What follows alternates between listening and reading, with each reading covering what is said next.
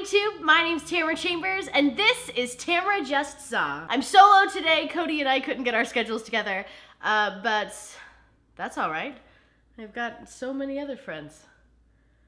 Today, I went and saw Baby Driver in the theater, directed by Edgar Wright. Y'all, I did not know what I was in for. I've never seen an Edgar Wright film. I've never seen the whatever trilogy, and I've not seen Scott Pilgrim. I've seen Ant-Man, which I guess he did some early writing for, and then some artistic differences got in the way. I saw Grindhouse, which I think he helped direct like one of the short things in there, but I've not seen a full film by him, and holy crap, it was amazing. I tweeted about it right after because I couldn't contain my excitement, but this Baby Driver is definitely in my list of top 10 favorite films, which I need to make a video about. The direction of this film was out of this world. There was not one boring shot. Everything kept my attention. Everything was incredible. I take in so much film nowadays. Used to not, but nowadays I watch a lot of content for Channel Awesome, and I'm just more interested in film, I guess, these days. You guys wore me down, but I can't believe how intriguing this film was to me. Oh my God.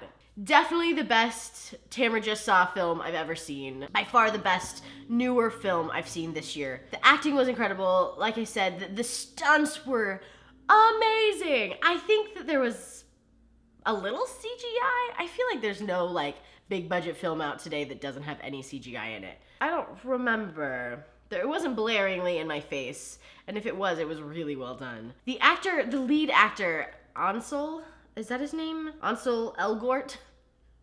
I don't imagine that's how you say it. I saw him for the first time in The Fault in Our Stars, that John Green book that was made into a movie, because I really love that book. And I thought he was incredible. This was such a different turn of events for him. A different role, different just like whole project, and he nailed it. He played like this spunky, silent, but deadly, hyper-focused character. Ike, can you stop yodeling, please? I'm actually filming right now. I don't know what to say. I'm gonna try to keep this spoiler-free. I don't think I've said any spoilers yet. Sorry if I have. Also, I need to be better about saying if the Tamara Just Saw are gonna be spoiler-free or not. I know I haven't done that. I'm so sorry. But I'll try to remember to do that. Jeez Louise, not a good reviewer. Spoiler-free. Okay, so the other actors in it are incredible. Jon Hamm, Kevin Spacey, Jay, I wanna say, me, Foxx. Were all great. The only actor who I wasn't crazy about was Lily James, who played Baby's love interest in this, which started like a little less than halfway through, I would say. And I just thought that,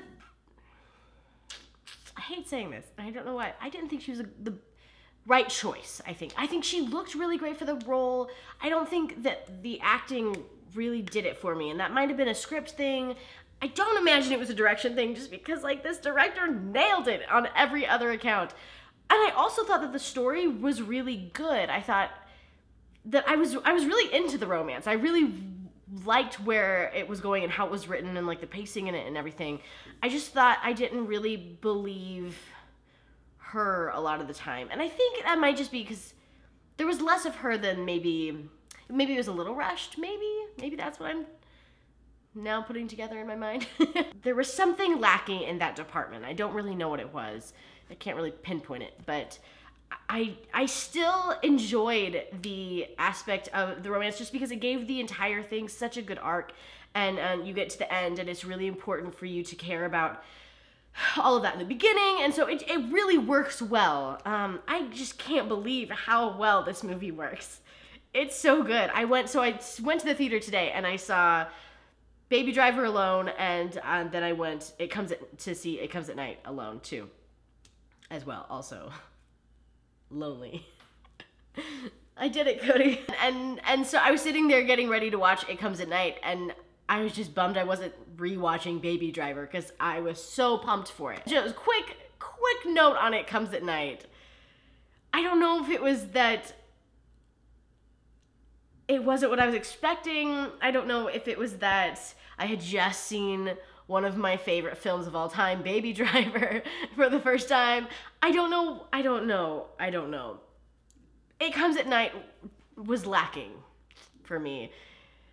It was such a cool concept. I really like when you go into films and there's no exposition, because we live in a time where a lot of films get a lot of exposition, that it's like we could have pieced some of that together. I didn't need all of that. And this, you kind of just go in and you have to like pick up the pieces and kind of figure out what's happening. And I love that. And then it just falls apart and the ending is just like, okay, why do we care right now? Like, one of the characters, there's two characters that end up in the end, and one of them, I'm like, I think you said like 4 lines. I don't care at all about you. And then the other character is kind of like a cold-hearted character. Like, it's hard to do this, no spoilers, y'all. I just didn't really care very much about it. It left me with questions that I didn't really care to be answered, but it was just weird that they weren't. It was definitely suspenseful. There were definitely moments about it I enjoyed. The acting was really well done.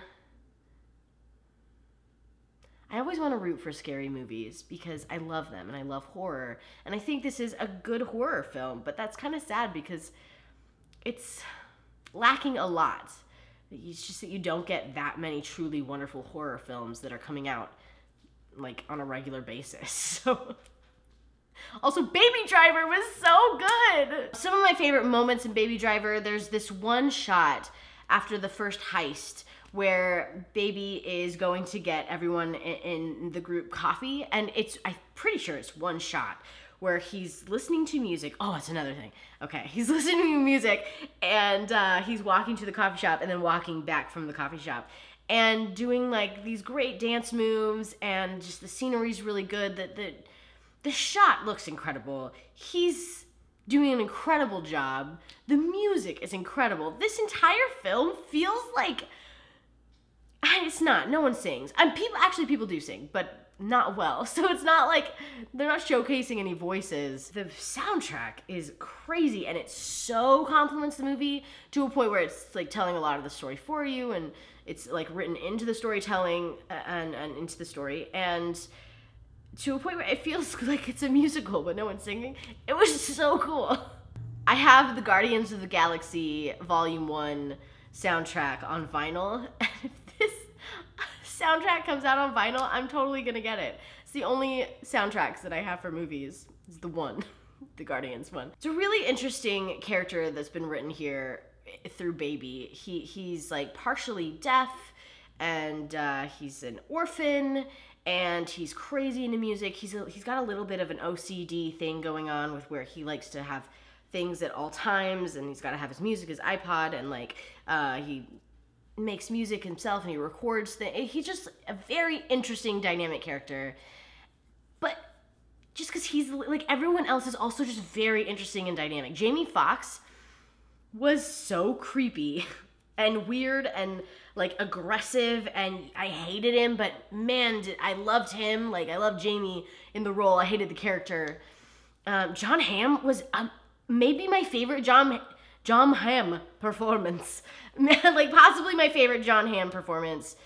His wife in the film was amazing and stunning and just good and like sultry and badass. You guys missed out on so many Boss Baby jokes in this reaction video because Cody's not here. I'm going to Kineticon this weekend. When this video comes out, I will be there. And I'm hoping to see Spider-Man Homecoming with Malcolm, and hopefully we'll do a video there. Thank you so much for watching. Go see this film, please. It's so good. Is this how you guys feel when you're like, Tamara, you haven't seen that? It's amazing, go see it. Because damn, I feel like I'm on a hype train right now. I feel like I shouldn't say that it's in my top 10 favorite films of all time, but it was like a religious experience for me seeing it. All right, I'm gonna go think about my life now and my choices and Boss Baby and Baby Driver. I'll see you guys next week. Bye!